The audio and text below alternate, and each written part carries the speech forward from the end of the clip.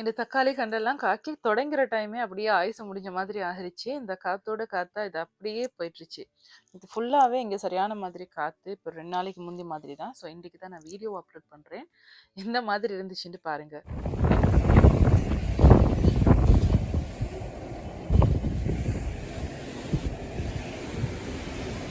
எல்லாமே உடஞ்சி தக்காளி.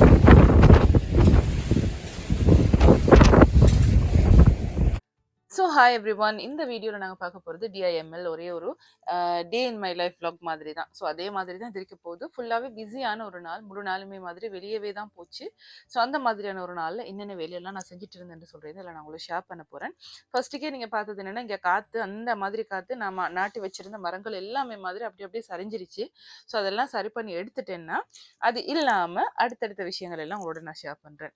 ஸோ இன்றைக்கி நாங்கள் போன இடங்கள் என்னென்னா, மரக்கறி வாங்குறதுக்கு போயிட்டு இருந்தோம். அதே மாதிரி மீன் வாங்குறதுக்கு ஹலால் ஃபுட். அடுத்து நாங்கள் போனதுன்னு சொன்னால் ஹஸ்பண்ட் வேலை ஒன்று இருந்துச்சு. இங்கே தஞ்சி அப்பார்ட்மெண்ட்டில் தான் நாங்கள் இருக்கிறோம் இல்லையா. ஸோ அதில் ரினிவல் வேலை இருந்துச்சு. ஸோ நாங்கள் அதுக்கும் போயிட்டுட்டு அது முடிஞ்சிட்டு ஷேக் ஷோ கச்சேரின்னு சொல்லுவோம் அங்கெல்லாம். ஸோ அந்த மாதிரி சிட்டி ஆஃபீஸுக்கும் போயிட்டு அதில் வேலை இருந்துச்சு. டைஸோ போயிட்டு இருந்தேன் இந்த ரிப்பன் கொஞ்சம் எடுக்கிறதுக்காக. அண்ட் முக்கியமாக வீட்டில் இருந்து நிறைய திங்ஸ் வந்து இருந்துச்சு. ஸோ அந்த திங்ஸ் எல்லாம் அன்பேக் பண்ணியிருக்கிறேன். அந்த அன்பேக்கிங் வீடியோவை வந்து நான் உண்மையாகவே அடுத்த வீடியோவில் அப்லோட் பண்ணுறேன். நான் இதில் போடலை, ஏன்னா கண்டென்ட் மிஸ் ஆகிரும் எனக்கு. ஸோ மார்னிங்கே செஞ்சது என்னன்னு சொன்னால் மணிப்புட்டு வந்து இதுதான் ஃபர்ஸ்ட் டைம் லைஃப்பில் நான் ட்ரை பண்ணியிருக்கிறேன். ஸோ எனக்கு அச்சு கொண்டு வந்து தந்தது வந்து இவர் ஹஸ்பண்ட் மாமாட மகனோண்டு தான் வந்தார். வரைக்கிட்டு அவங்களோட வீட்டில் சொல்லி தான் எடுத்தேன் நான். ஸோ அந்த மணிப்புட்டு செய்கிறதுக்கு மணிப்புட்டு மேக்கர் ஒன்று கொண்டு வந்து தந்தாங்க. ஸோ அதில் இருந்து தான் இதை நான் ஃபர்ஸ்ட் டைம் ட்ரை பண்ணியிருக்கிறேன். And it came out well. எனக்குன்னு சொன்னால் நல்லாவே இருந்துச்சு. நான் அவிச்ச மாவில் தான் இதை செஞ்சேன். ஸோ இந்த ரெசிபியும் நான் இந்த வீக்குக்குள்ளால் அப்லோட் பண்ணுறதுக்கு ட்ரை பண்ணுறேன். இந்த மணிப்புட்டோட பகல் சாப்பாடுங்களுக்கு கறி எல்லாம் ஈஸியாகவே அமைஞ்சிருச்சு. ஏன்டா வீட்டில் இருந்து எல்லா திங்ஸும் வந்துருச்சு. பொதுவாக வந்து வீட்லேருந்து அனுப்புறேன்னு சொன்னால் என்ன, அந்த மாசி சம்பால் இதுதான் முக்கியமாக அனுப்புவாங்க. ஸோ அந்த வகையில் இந்த முறை எங்களுக்கு மாசி சம்பால் வந்துச்சு. அதோடயே சேர்த்து அச்சாறு, இந்த கல்யாண சாப்பாடுல இருக்கக்கூடிய முக்கியமான ஐட்டம் எல்லாமே மாதிரி வந்து சேர்ந்துருச்சு. அண்ட் மரவ சாமனும் கொஞ்சம் வந்துருந்துச்சு. ஸோ இதெல்லாம் சேர்த்து தான் எங்களோட பகல் சாப்பாடு. இது முடிஞ்சிட்டு நாங்கள் ரெடி ஆகிட்டோம் வெளியே போகிறதுக்கு. ஸோ ஷஹாதாக்கு ஸ்கூல் நாள் ஒன்று தான் இன்றைக்கி. ஸோ ஸ்கூல் நாள்னு சொல்லிட்டு நாங்கள் ரெடியாகி வெளியே போய் நின்றுட்டு இருந்தோம். ஸோ ஷஹாதா மணிக்கே வரக்கிட்டு கூட்டிகிட்டே போயிட்டேலும் காரில் வச்சு ட்ரெஸ்ஸை சேஞ்ச் பண்ணிட்டு அப்படியே கூட்டிகிட்டு போகிறது தான் ஐடியா. இந்த மாதிரி நாங்கள் வெளியே போன நேரம் இன்றைக்கு எனக்கு மரக்கறி வாங்குறதுக்குன்னு சொல்லிட்டு சீப்பாக ஒரு கடை ஒன்று கிடச்சிச்சு. சீப்பான்னு சொன்னால் எபினா பக்கம் தான் எங்களோட தேவைக்கு நாங்கள் போகிறதா இருந்தது.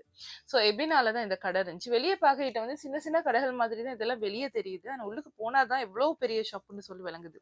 ஸோ இந்த பக்கம் எல்லாம் வந்து க்ரோசரி ஐட்டம்ஸ் எல்லாமே மாதிரி இருந்துச்சு. பட் இன்னைக்கு அந்த ஹலால் எல்லாம் தேடிக்கொள்றது எங்களுக்கு ஈஸியாக இருக்க மாட்டேறது தெரியல. பட் மரக்கறி கம்பேரிட்டிவ்லி மற்ற இடங்களை விட இந்த இடத்துல எனக்கு தான் சீப்பாக இருந்துச்சு. இங்கிட்டு பக்கமெல்லாம் நான் வாங்கிக்கிட்ட வந்து கொஞ்சம் கூடுதலாகவே தான் இருக்குது. அதை விட இந்த இடத்துல சீப்பாக தான் இருந்துச்சு. ஸோ மரக்கறி எல்லாம் இந்த ஷாப்பில் வாங்குறதுக்கும் முக்கியமா மீன் சீப்பா இருக்கும்னு சொன்னாங்க எல்லாரும். ஸோ அதனால தான் இந்த இடத்த சூஸ் பண்ணிட்டு அங்க நீ போனதோடே வாங்கிட்டே வந்துருவோன்ட்டு போனது. ஸோ அங்க இந்த மீன் எடுக்கக்கிட்ட நான் பிரைஸ் டிஃபரன்ஸ் சொல்லிடுறேன்.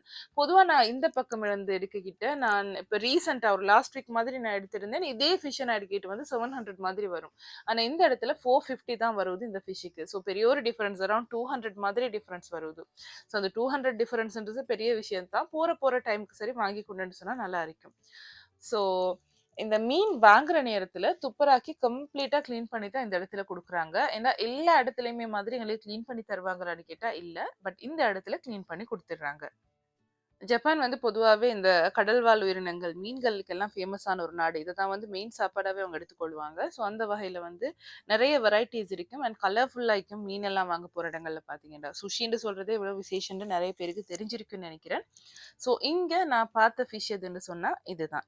இதுதான் இந்த 480க்கு போட்டிருக்கிறேன். 450ன்னு சொல்லிட்டேன் ஆரம்பத்துல. 480க்கு தான் இது போட்டிருக்கிறாங்க. ஒரு 500, 520க்குள்ளாலே முடிஞ்சிடும் இதுல பிரைஸ். ஸோ அந்த அளவுக்கு தான் வரப்போகுது. லாபமாவும் இருக்கும். அண்ட் ஒன் மோர் திங் என்னன்னா, நாங்க பொதுவா இந்த மீனெல்லாம் பொறுக்கிக்கிட்டு வந்து உடையுதுன்னு கவலைப்படுவோம் தெரியுமா? இந்த மீன் வந்து இதுவரைக்குமே நான் பொரிச்ச டைம்ல உடைஞ்சதே இல்ல. ஸோ பொரிக்கிறதுக்கும் நல்லா இருக்கும். அதே மாதிரி ஆக்குறதுக்கும் நல்லா இருக்கும். நாங்க நார்மலா கறி ஆக்குற மாதிரி செய்றதுக்கும் நல்லா இருக்கும். ஸோ இது என்னன்னு சொன்னா, இந்த ஆக்டோபஸ் எல்லாம் இந்த மாதிரி தான் கட் பண்ணி வச்சிருக்கிறாங்க. கலர் பாருங்க. அது ஸ்கின்ட கலர் எல்லாம். இது அப்படியே பச்சையாவே சாப்பிடுவாங்க இங்க. ஸோ நான் இந்த சின்ன சின்ன கிளிப்ஸ் எல்லாம் சேர்த்துக்கொள்றது. சில விஷயங்கள் வந்து தெரியாம இருக்கும். எங்களுக்கும் புதுசா இருந்துச்சு இல்லையா வந்த நேரம். ஸோ ஆச்சரியமா பார்க்குற விஷயங்களையும் கொஞ்சமா நான் வீடியோஸ்ல எப்பவுமே ஆட் பண்ணிட்டே தான் போறேன்.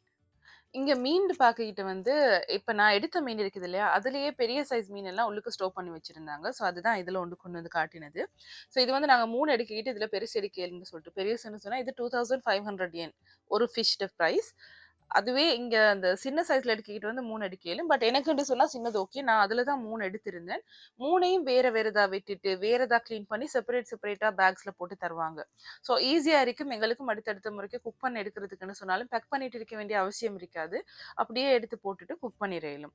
ஸோ நான்டு சொன்னா இந்த ஒரு மீன ஃபுல்லா எடுத்துட்டேன்னு சொன்னா 2க்கு பிரிச்சுட்டு, இந்த தலையெல்லாம் வேற இதாக்கிருவோம் இல்லையா?